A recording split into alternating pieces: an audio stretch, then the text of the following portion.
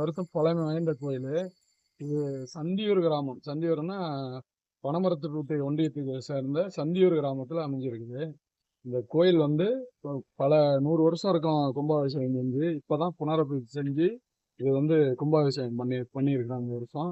இப்போ வந்து கிட்டத்தட்ட ஒரு 5000 பேர்த்துக்கு அன்னதானம் பண்ணியிருக்கோம். அன்னதானம் மட்டும் பண்ணியிருக்கு. இது வந்து இந்த கோயிலோட விசேஷம் என்னன்னா, இங்கே வந்து ஒரு நாயர் வந்து இங்கேயே குடியிருக்குது. ஏன்னா அந்த மூங்கில் குத்துலயே மூங்கில் குத்து முனிப்பங்கிறதுக்கு அந்த அதுல இருந்து இந்த பறவைகள்லாம் கத்துனா தெரியும் நமக்கு இந்த மாதிரி இருக்குது அப்படின்னு பார்த்தா அந்த இடத்துல அடிக்கடி வந்துட்டு போகுது. அதனால இது ரொம்ப சக்தி வாய்ந்த கோயில்.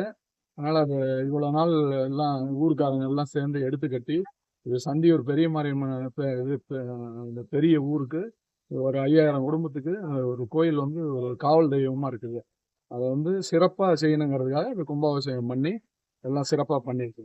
கோயில் என்னென்ன சாமிகள்னா இருக்கு?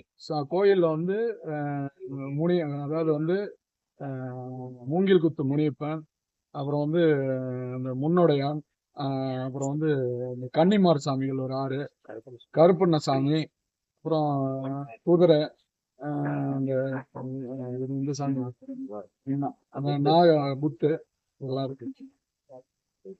உங்க பேரு, நிர்வாகிங்க பேரு 4 பேர் சொல்லுங்க. என் பேர் வந்து ராஜ்குமார். நாங்கள் வந்து இந்த கோயிலில் வந்து நாங்கள் முன்ன நின்று செஞ்சுட்டு இருக்கிறோம். இவர் வந்து ஊர் கவுண்டர் ரவியின் பேர். அப்புறம் இவர் வந்து தம்பி கேசவன், அப்புறம் முத்துக்குமார், அவர் பேர் மாமன் முருகன், அப்புறம் இவர் பேர் முருகன். எல்லாம் இவங்க எல்லாம் ஒரு 10 பேர் நிர்வாகிங்க எல்லாம் இருந்து இந்த கோயிலோட பூசாரி வந்து பரம்பரை பூசாரி வந்து பாலகிருஷ்ணன், அவரோட பையன் வந்து பன்னீர்செல்வம், இவங்க தான் செயல்பட்டு இருக்கிறோம். இந்த கோயில் வந்து இந்த ஊருக்காரங்க நிர்வகிச்சுட்டு இருக்காங்க.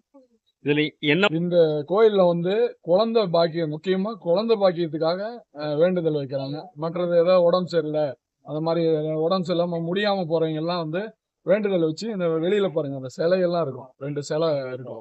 அவங்க எல்லாம் வந்து உயிர் பொழைச்சு வந்ததுனால அந்த சிலையெல்லாம் வச்சு வழிபடுறோம். மாவட்டத்தில் சந்தியூர் கிராமங்க. இந்த சுத்து வட்டாரம் 8 ஊருக்கும் இவர் ஒரு காவல் தெய்வம். இவர் வந்து 500 வருடங்களுக்கு முன்னாடி உருவானதா ஒரு வரலாறு இருக்கு. ஆனா அதுக்கு முன்னாடி எத்தனை வருஷத்துக்கு முன்னாடி உருவானாலும் தெரியாது. இவர் வந்து இதுவரைக்கும் நாகமா வந்து இந்த கோயில்ல உலா வந்துட்டு இருக்காரு. இதை நேரடியா மக்கள் அனைவருமே பார்க்கலாம். இவர் எந்த சமயத்திலையும் வருவாரு, ஒரு அருள்வாக்கு தராரு. அதே மாதிரி வந்து இதோட மகிமை என்னன்னு கேட்டீங்கன்னா, வந்து குழந்தை இல்லாதவங்க குழந்தை பேரு, உடல் நலம் சரியில்லாதவங்களுக்கு பில்லி சூனியம், கெட்ட தீய சக்திகள் ஏதாவது அவங்களை இது பண்ணியிருக்கோம், அதுக்கான வழிகள் எல்லாமே பண்ணி கொடுக்குறாருங்க. இது வந்து சுமார் 500 வருடங்கள் இருந்து பழமையாக வந்துட்டு இருந்துச்சு. சிலை வந்து இல்லாமல், சிற்ப சிலைகள் இல்லாமல் நாங்கள் வந்து இது வரைக்கும் வந்து கல் சிலைகள் பழைய மூதாதையர்கள் வச்சு கும்பிட்டுட்டு இருந்தோம். இந்த வருடம் வந்து சிலை அமைச்சு சிறப்பாக வந்து கும்பாபிஷேகம் பண்ணணும் அப்படின்னு ஒரு முடிவு பண்ணி ஊர் பொதுமக்கள் சார்பாக எல்லாரும் சேர்ந்து இது ஒரு கும்பாபிஷேகம் பண்ணிருக்கேங்க. கவுண்டர் தர்மகர்த்தா மூலியமாக எல்லாம் செஞ்சுருக்கோம் இது வரைக்கும். இதில் வந்து இன்னும் ஒரு மகிமை என்னன்னு கேட்டிங்கன்னா வந்து இன்னொரு சமுதாயத்துக்கு சொன்னவங்க குலதெய்வமாகவும் வழிபட்டு வந்துட்டு இருக்காங்க. ஊருக்காரங்க வந்து இந்த ஊரில் வந்து எவ்வளோ ஒரு நல்லது கெட்டது எங்கே போனாலும் வந்தாலும் வந்து இங்கே கும்பிடாம வெளியில் எங்கேயும் போக மாட்டாங்க அவங்க.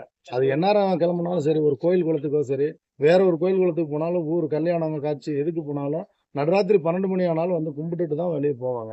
கும்பிடாமல் இது வரைக்கும் அவங்க யாரும் போனதில்லை, இந்த மாதிரி போகவும் மாட்டாங்க. நீங்கள் அந்த மாதிரி அவர் ஒரு காவல் தெய்வமாக இது வரைக்கும் பண்ணிட்டு இருக்காருங்க. உங்கள் பேர் சொல்லுங்க. பன்னீர்செல்வம் என் பேர். கோயில் பூசாரிங்க. அப்பா வந்து பாலகிருஷ்ணன், அவர் தான் பெரிய பூசாரி. நாங்கள் வந்து அவரோட பையங்க. சரி.